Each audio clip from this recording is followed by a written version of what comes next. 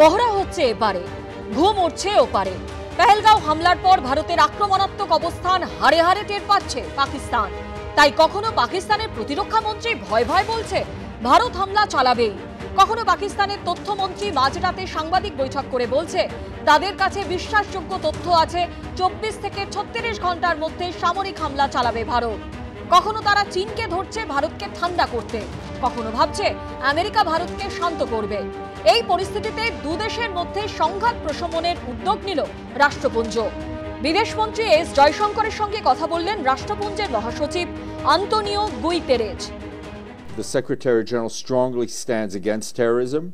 The Secretary General, I think, remains concerned by the high level of tension between the two countries. As in any conflict or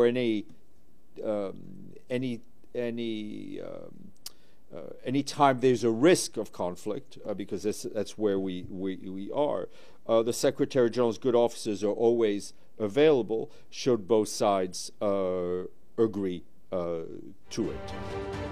বিদেশমন্ত্রী S Jaishankar social মিডিয়ায় জানান, রাষ্ট্রপুঞ্জের মহাসচিব Antonio গুইতেরেজ phone করেছিলেন। স্পষ্ট ভাষায় তিনি যেভাবে পেহেলগাঁও হামলার নিন্দা করেছেন তা প্রশংসনীয়। দায়বদ্ধতার বিষয়টিও যে গুরুত্বপূর্ণ তা নিয়ে একমত হয়েছি। এই হামলা যারা চালিয়েছে, যারা পরিকল্পনা করেছে, যারা মদদ দিয়েছে, তাদের আইনের আওতায় আনার বিষয়ে ভারত দৃঢ় সংকল্প। কিন্তু ভারত যখন তার কড়া অবস্থানে অনড় এবং বারবার তা স্পষ্ট করে দিচ্ছে, তখন পাকিস্তানের গলায় কাকুতি মিনতির সুর। রাষ্ট্রপুঞ্জের মহাসচিবের সঙ্গে কথা বলার পর পাকিস্তানের প্রধানমন্ত্রী সোশ্যাল মিডিয়া পোস্টে বলেছেন, পাকিস্তান সব ধরনের সন্ত্রাসবাদের কড়া নিন্দা করে। ভারত যে ভিত্তিহীন অভিযোগ করছে তা আমরা খারিজ করছি। আমরা চাই পেহেলগাঁওয়ের ঘটনার নিরপেক্ষ ও স্বচ্ছ তদন্ত হোক। আমি অনুরোধ করেছি নিরাপত্তা পরিষদের প্রস্তাবনা অনুযায়ী রাষ্ট্রপুঞ্জ যেন জম্মু কাশ্মীরের সমস্যা সমাধানে তাদের ভূমিকা পালন করে। অর্থাৎ পাকিস্তান মরিয়া চেষ্টা করছে আন্তর্জাতিক মহল যাতে হস্তক্ষেপ করে এবং ভারত প্রত্যাঘাতের পথ থেকে সরে আসে। কিন্তু পেহেলগাঁওয়ের হত্যালীলার পর ভারত যে শান্ত হবার মুডে নেই তা ফের একবার স্পষ্ট করে দিয়েছে।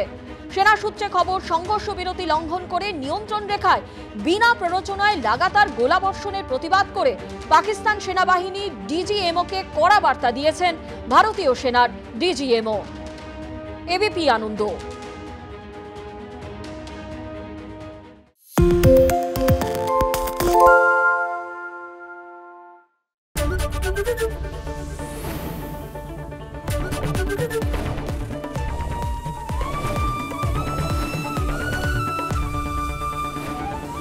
এবিপি আনন্দ, এগিয়ে থাকে, এগিয়ে রাখে।